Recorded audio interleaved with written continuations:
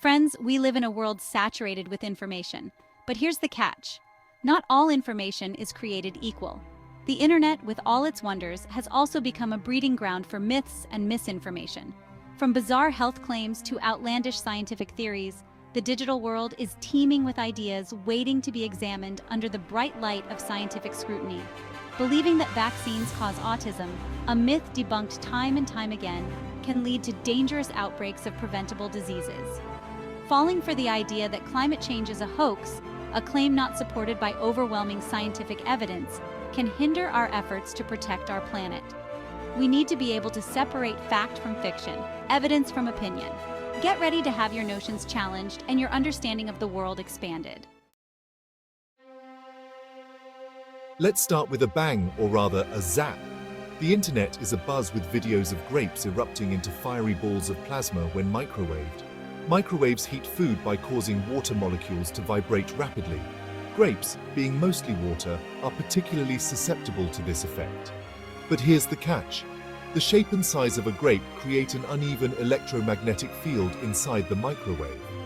This unevenness leads to hot spots, areas where the water molecules become superheated.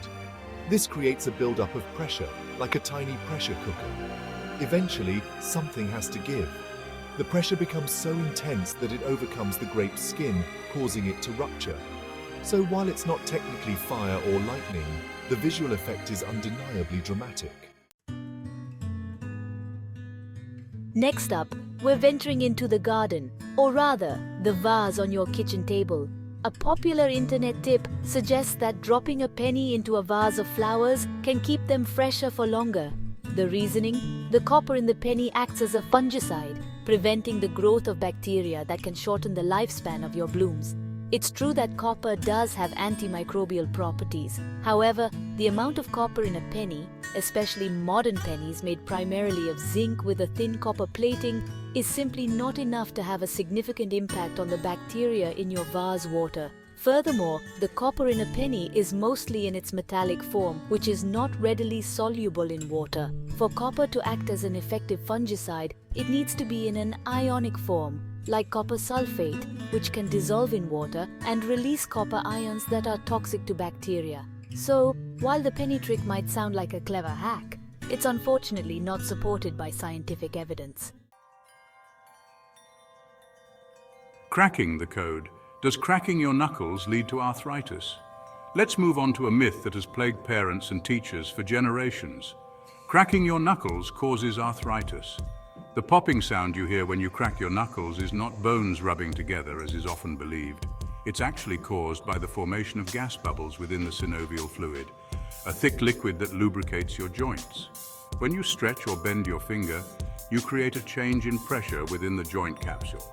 This pressure change causes dissolved gases in the synovial fluid, primarily nitrogen, to come out of solution and form bubbles. The popping sound is the result of these bubbles collapsing or bursting. Numerous studies have investigated the link between knuckle cracking and arthritis, and the results are in. There is no evidence to support a causal relationship. So feel free to crack away without fear, my friends. However, if you experience pain or swelling in your joints, it's always best to consult with a medical professional. The power of critical thinking in a digital world. As we've seen, the internet can be a double-edged sword. It provides us with access to a wealth of information, but it also exposes us to a barrage of misinformation.